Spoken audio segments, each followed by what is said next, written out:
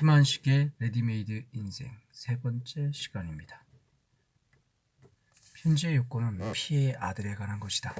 피에게는 연전에 갈린 아내와의 사이에 생긴 창선이라는 아들이 있다. 금년에 9살이다. 아내와 갈릴 때 저편에서 다만 어린애만이라도 주었으면 그것을 데리고 길러가는 재미로 혼자 사는 세상에 낙을 붙이겠다고 사정하였다. 그리고 적어도 중학까지는 마치게 하겠다는 것이었다. 그렇게 했으면 피도 한 짐을 덜었을 것이다. 그러나 그는 듣지 아니하였다. 어릴 적부터 소박대기 어미의 손에서 아비의 원망과 푸념을 들어가면서 자란 자식은 자란 뒤에 그 아비에게 호감을 가지지 못한다. 피는 자식을 꼭 찾고 싶은 것은 아니나 아무튼 장성하면 아비라고 찾아올 터인데 그때 피는 이미 늙고 자식은 발파랗게 젊은 놈이 옛날에 제 어미를 소박한 아비라서 아니 곱게 군다면 그것은 차마 못당할 노릇이다. 이러한 생각으로 피는 창선이를 내주지 아니한 것이다. 그러나 빼앗아 놓고 보니 인제 겨우 4-5살밖에 아니 먹은 것을 자기 손으로 어찌할 수가 없다. 그리하여 할 수 없이 어렵사리 지내는 그 형에게 맡겨놓고 다시 서울로 올라온 것이다. 보통 학교에 다닐 나이가 되면 서울로 데려오겠다고 해두고 피의 형은 작년에 조카를 보통 학교에 입학시켰다. 그러나 극빈축에 드는 집안인지라 몇 푼 아니 되는 월사금과 학비를 대지 못하여 중도에 퇴학시켰다.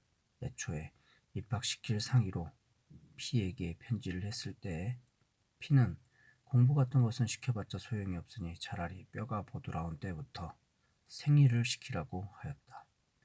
피의 형은 그러나 백부의 도리로나 집안의 체면으로나 창선이를 생일을 시킬 수가 없었다. 차라리 자기 손에 두어 헐벗기고 허리 피면서도 공부도 시키지 못하느니 제 아비인 피더러 데려가라고 작년부터 편지를 하던 터이다. 금년도 입학시기가 당함에 피의 형은 피에게 수차 편지를 하였다. 금년에 입학을 시키지 못하면 명년에는 학년이 초과되어 덜 이어주지 아니할 것이니 어서 데려다가 공부를 시키라는 것이다. 그 어린 것이 굶기를 먹듯 하고 재주는 있으면서 남의 집 아이들이 학교에 다니는 것을 부러워하는 꼴은 차마 애처로워 볼 수가 없다. 차라리 이 꼴 저 꼴 보지 않은 것이 속이나 편하겠다. 이번 편지에는 이러한 구절이 있고 끝에 가서 여비가 몇 원 변통되면 차를 태우고 전보를 칠 테니 정거장에 나와 데려가거라. 나도 웬만하면 객지에 혼자 있는 너에게 어린 자식을 떠맡기듯이 보내겠냐마는 잘못하다가 그것을 굶겨 죽이겠기에 생각도 못하여 단행하는 것이다. 이러한 말이 쓰여 있었다. 피는 박박 찢은 편지를 돌돌 뭉쳐 방구석에 내던지고 한숨을 푹 내쉬었다. 이제는 자식을 데리고 있기가 피할 수 없이 되었는데 어떻게 했으면 좋을까 하는 것이다. 그런 형이 원만스럽고 많이 꾸었다.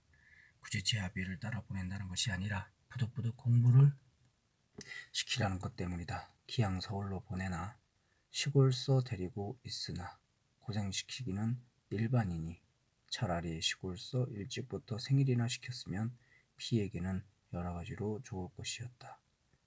체면, 공부, 죽어도 인텔리는 만들지 않는다. 피는 혼자 이렇게 두덜거렸다. 집에서 온 편지요? 무슨 걱정이 생겼슈? 말거리를 찾지 못하여 머뭇거리고 섰던 안방 노인이 동정이 나는 듯이 이렇게 묻는다. 아니요. 피는 마지못해 코대답을 하였다. 필경 무슨 걱정이 생긴 게구려. 노인은 자기의 말거리를 만들려고 아니라는데도 이렇게 걱정을 내어놓는다. 그게 모두 가난한 탓이지. 저렇게 젊고 똑똑하니까 저게 모두 가난한 탓이야. 어디 구실자리 말한다더니 아직 아니 됐슈? 네, 아직. 거 큰일 났구려. 어서 돼야 할 텐데. 나도 꼭 죽겠수. 이 늙은 것이 돈 좀 마련되잖았소? 네, 아직 좀. 저걸 어쩌나. 오늘은 물값이야 전기불값이야 사뭇 받으러 달려들 텐데 며칠만 더 미루십시오. 설마 하니 만화님이야 아니 드리겠습니까? 아무렴 실수야 없을 줄 알지만 내가 하도 옹색하니까 그런 거지. 피는 노인이 짓거리기에 두어두고 혼자 생각하였다. 전에 아는 집에서 새빵을 얻어들었을 때는 두 달이고 석 달이고 새가 밀려도 조르는 법이 없었다. 밀려도 조르지 아니하는 아는 집. 이것이 피는 도리어 미안해서 이곳으로 옮겨온 것이다. 옮겨와가지고 막상 졸림질을 당하니 미안해도 졸리지는 아니하던 옛집이 그리워지는 것이다. 노인이 문을 가로막고 서서 수다스러운 소리로 더 짓거리려고 하는데 마침 피의 동무 M과 H가 찾아왔다. 어디 나가나? M이 그러잖아도 벌심한 코를 한 번 더 벌심하고 사이 벌어진 앞니를 내어 보이며 싱긋 웃는다. 몸집은 M과 같이 뚱뚱하지만 키가 작아 M의 뒤에 가려섰던 H가 옆으로 나서며 안녕합시오 하고 인사를 한다. B는 싱긋이 웃었다. 이 M과 H는 같은 하숙에 있는데 두 사람은 곧잘 같이 돌아다닌다. 같이 가는 것을 나란히 세워놓고 보면 하나는 키가 커서 우뚝하고 하나는 키가 작아서 납작 붙어가는 것 같다. 얼굴도 M은 우들부들한 게 정객 타입으로 생겼고 잘못하면 복싱링에 내세워도 좋겠고 H는 안전하게 사모원 타입이다. 일상의 언행을 보아도 H는 무슨 이야기가 자기 전문인 법률에 관한 것에 다다르면 유법전서의 조목을 따르르 외우면서 이렇고 저렇고 하다고 설명을 하고 M은 동경서 학생 XX에게 제휴를 했던 만큼 그리고 전문인 정경가인 만큼 자액 진양에서 쓰는 노트가 그대로 나온다. 여전히 보다 동색이 창연하군. B는 두 사람의 칙칙한 겨울 양복을 보고 그리고 자기의 행색을 내려보며 웃었다. M이 신을 벗고 들어와 먼지 않은 책상 위에 걸터앉으며 춘내 불사춘일세 하고 한마디 웬다. H도 따라 들어와 한편에 앉으며 한마디 한다. 아직 괜찮아. 거리에서 보니까 통복 입은 사람이 많대. 괜찮기는 뭐가 괜찮아. 우리가 길로 돌아다니니까 사방에서 아이고 아야 소리가 들리대. 왜? 봄이 발밑에서 짓밟히느라고. 하하하. 세 사람은 소리를 내어 웃었다. 참 시험 본 것 어떻게 되었소?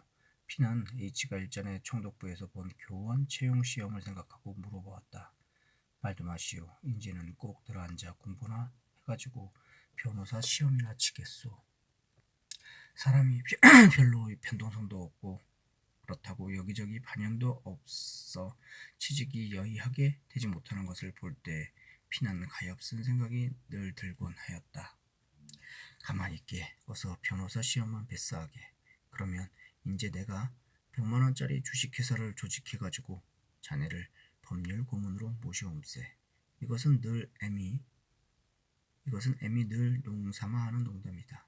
M도 1년이나 취직운동을 하면서 지냈건만 그는 대래 배포가 유하다. 좀 더 재빠르게 했으면 M은 벌써 취직이 되었을지도 모르나 그는 타고난 배포 와 그리고 남에게 아유구용을 하기 싫어하는 성질로 말하자면 취직전선에 나고자다. 별로 만나야 할 일도 없다. 그러나 제각기 혼자 있으면 우울해지니까 이렇게 서로 찾으며 자주 만나게 된다. 만나 앉아서 이야기라도 짓거리면 그동안만은 명랑하여진다. 지금 서울 안에 P니, M이니, H니와 같이 매일 만나 하는 일 없이 돌아다니고 주머니 구석에 돈뿐 있으면 서로 털어 선술자리나 먹고 하는 롱펜의 배가 수없이 많다. 무어나 일을 맡겼으면 불이 번쩍 일게 해낼 팔팔한 젊은 사람들이다. 그렇건만 그들은 몸을 비비꼬고 있다. 아무데도 용납지 못하는 사람들이다.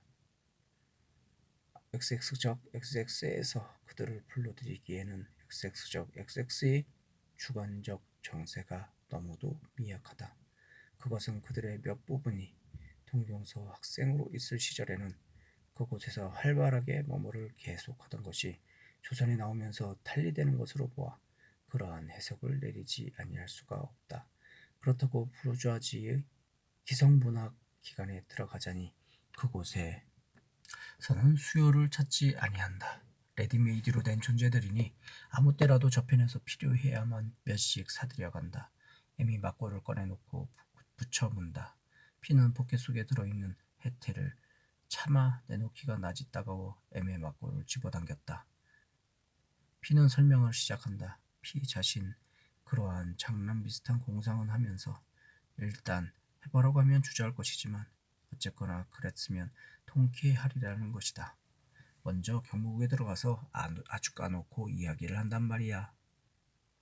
우리가 지금 대상으로 하는 것은 총독부가 아니라 조선의 소위 민간 측 유지대리니까 간섭을 말아달라고. 그러면 관호 메이데이로구만.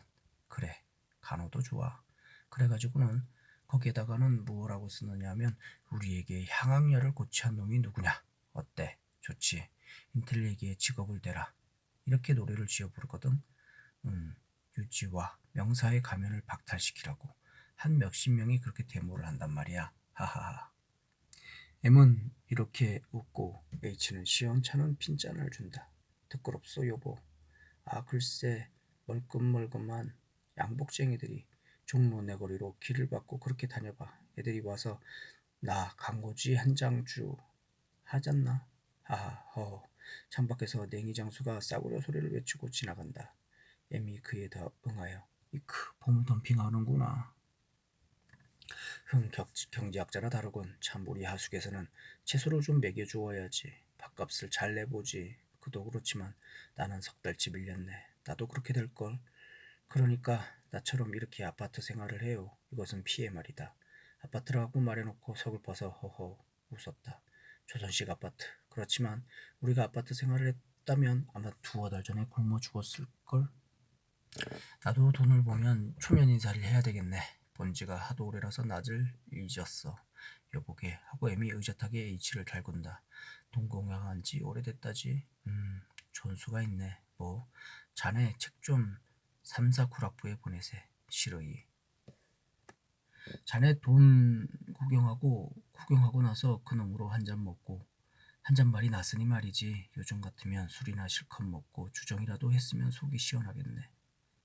그러니까 말이야. 가서 5건만 잡혀. 일 없다. 내가 찾아주지.